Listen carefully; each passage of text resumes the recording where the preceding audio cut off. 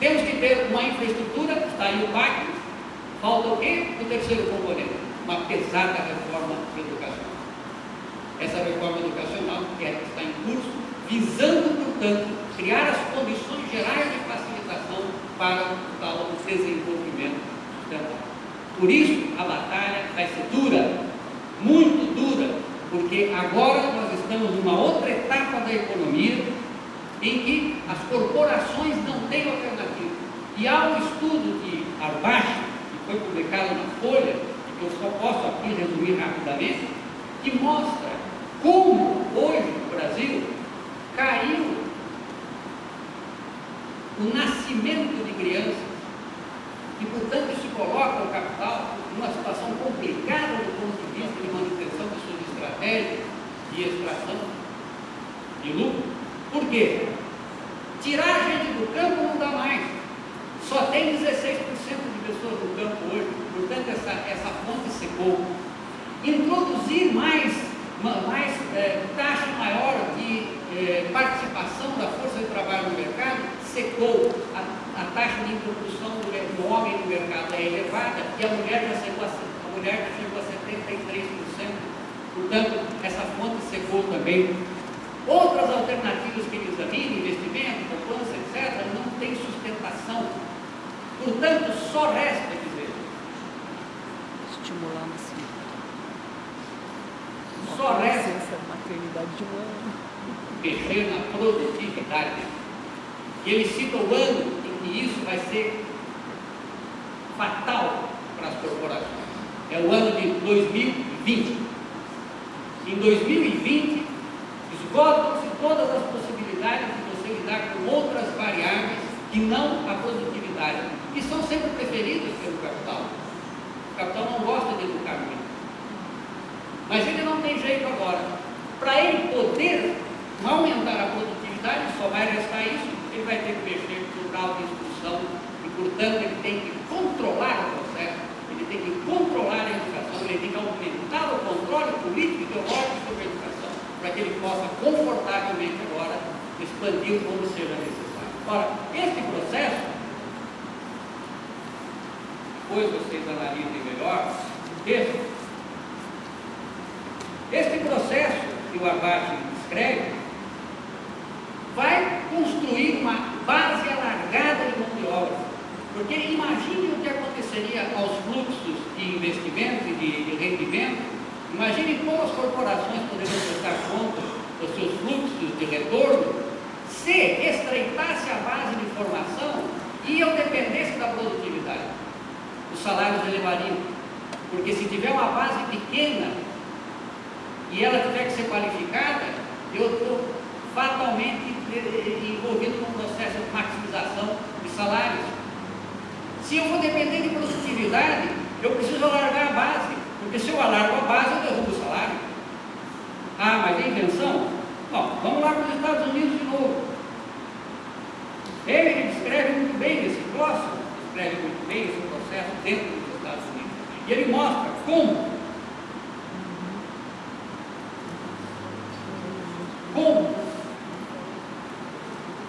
de 2000 a 2009, os salários semanais de graduados em college ou de ensino médio caíram. Conhecido exatamente como no Charles Levenagel, Lei de Responsabilidade Educacional Americana, que apertou o sistema para gerar uma base maior de formandos em college, né, e no ensino médio americano. Trocando uma lógica que era vocacional universidade por vocacional evasão. Maddux mostra como no Texas, por exemplo, 135 mil alunos anualmente abandonam a escola. Ou seja, o sistema precisa ser abastecido com as duas pontas. Portanto, estas questões estão postas para nós hoje. Porque nós agora somos grau em investimento, nós agora estamos entre os BRICS, só que a nossa taxa de produtividade caminha a 0,4%, enquanto que a taxa de produtividade da China caminha a 5% e a da Índia a 5%, em aumento de produtividade. Ou seja, a estratégia é sempre a mesma. Mão de obra farta, barata e com pouca proteção trabalhista. Esse é o resultado, esse é o segredo chinês. Então, nós vamos ter que nos enfrentar a essa questão. Eu acredito que, para sintetizar no que tem de limite de tempo, essa questão, que tem outras a examinar, já avancei bastante no tempo, existem 3 pernas nesse momento que estão articuladas, estão sendo articuladas para atividades. Né? Então, vejam lá, vou passar, mas eu não passei. A primeira perna, portanto, desse processo é a das corporações empresariais, que tem essa necessidade do ponto de vista econômico, da sua sobrevivência. As taxas de juros são disputadas assentadas hoje no cenário internacional. Portanto, você tem que dar um jeito de fazer com essa questão da mão de obra. Certo? Bom, mas esses interesses das corporações empresariais, eles estão consubstanciados na OCDE, a Organização de Cooperação e Desenvolvimento Econômico. Parabéns, Roberto. Eu vejo seus alunos estudando a OCDE. É por aí mesmo. A OCDE hoje é a corporação internacional que assume essa questão da criação das condições gerais de funcionamento do sistema capitalista. Ela é um termômetro, um balizador, que vai dizendo para os estados: olha, aqui olha só o que está acontecendo, você precisa. E ela faz isso também no campo da educação, e ela tem um instrumento balizador chamado PISA. Quem é a OCDE? Herdeiro do Plano Marshall? O que foi o Plano Marshall? Foi a reconstrução da Europa depois da Segunda Guerra Mundial. Para que serviu o Plano Marshall? Para estabelecer as multinacionais americanas no mercado pós-guerra da Europa destruída, reservar mercado. Foi aí que surgiram as multinacionais americanas no pós-guerra. Essa é a história pregressa da OCDE. E os governos fazem o quê? Colocam a definição da educação nacional no PISA. Então, por aí nós temos um complicador, que é a questão das corporações. Mas note bem, essa é a primeira perna. A segunda perna está nos empresários da educação. Nós temos que distinguir. Uma coisa são as corporações empresariais, que jogam pesado no OCDE. Outra coisa são os empresários da educação, que são um peixe pequeno. Os empresários da educação, eles estão voltados para abrir o mercado da educação à exploração da iniciativa privada. Essa é a lógica dele. E o PNR, esse é um prato cheio, se vocês quiserem, vejam lá depois no PNR, item 3.2, 5.3, 5.4, 6.4, 7.6, 7.7, 8.1, 10.5, prato cheio de chamadas, editais, prato cheio para a exploração da educação em cima de tecnologias educacionais, em cima de pacotes educacionais que vão infestar e já estão infestando a rede pública. Isso está lá no PNR. Então, essa é a segunda perna. A terceira perna são os próprios políticos. Porque os políticos têm interesse em mostrar que são eficazes no campo da educação. Só que não podem, no período de 4 anos, resolver os graves problemas da educação. E os desmandos passados não foram encaminhados. Resultado, as soluções de mercado são as disponíveis. Se eu quero dar conta em 4 anos, é mais rápido eu adotar soluções de mercado tipo meritocrática, bônus, etc., pacotes, etc., porque com isso eu posso dizer, no final do meu período, veja como eu aumentei de ideia.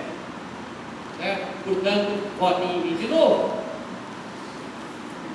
Então, esse casamento de interesses políticos com os interesses da indústria da avaliação, da indústria da tutoria, da indústria, enfim, N indústrias que estão nascendo nesse campo, junto com os interesses da corporação, constituem aí 3 pernas de ancoragem da política educacional liberal conservadora, baseada em responsabilização. centralização, meritocracia e privatização. São esses três elementos que dão o tom dessas políticas. Bem, posto dessa maneira, o que emerge aí como lugar central dessa política? Os testes. Sem testes, eu não consigo fazer contrato de gestão, inclusive, para privatizar. Se eu não tenho um teste, eu não sei se a empresa trabalhou bem ou mal, eu preciso de teste. Eu preciso de teste para mostrar que eu estou indo bem na educação, para prestar contas, mas são os testes que balizam esse processo. Testes supõem padrões de desempenho. Emily, muita clareza dentro dos Estados Unidos, examinando o que foi esse debate sobre os padrões dentro dos Estados Unidos, coloca com muita clareza a função dos estándares, a função dos padrões foi calar um debate público, histórico, sobre quais eram os objetivos da educação. Porque ao colocar um padrão e convertê-lo numa matriz de referência, que é o termo técnico usado para dar base à elaboração dos testes, eu assumo que o que está definido na matriz de referência é o que eu considero uma boa educação. Mas aí começam os problemas, as matrizes de referência, nós sabemos que os testes não podem medir tudo, os testes são precários, apesar de todo o avanço tecnológico, de toda a teoria da resposta líquida que nós queremos trazer para a mesa, apesar de todos os avanços da psicometria, dos modelos matemáticos, etc., os testes continuam sendo testes precários, tem falhas. Os modelos matemáticos, apesar da computação, apesar de tudo, continuam trabalhando com erros. A briga entre matemáticos e estatísticos, os bastidores, para brincadeira, é essa. Os matemáticos dizem, eu não lido para a realidade, né, porque eu não admito erro. Os estatísticos é que admitem erro e cuidem deles. Mas os matemáticos não admitem erro. Né? Então veja que essa questão ela está posta, né, como uma exigência dessa política, desse tripé, que vai moldando, portanto, testes, depois então padrões, né, e com essa finalidade que as matrizes de referência vão então depois assumindo, coordenando e matando a discussão do que é a boa educação. E aí tem aquela história, né, eu sempre discuto com os meus amigos liberais. Eles dizem, não, mas o básico tem que vir primeiro. O básico é básico. Eu digo, isso é tautológico. O básico é bom porque é básico. É isso que define os objetivos da educação. O básico é bom porque é básico. Bom, mas e aquilo que o básico exclui? O problema é esse. O problema do básico não é o que ele inclui. O problema do básico é o que ele exclui. E que não volta. Então nós temos aí lógicas colocadas no meio que precisam ser examinadas em profundidade. Né? Bem, tem que ir cortando muito, mas depois vocês pegam lá e, se tiverem interesse, e façam um exame dessas questões.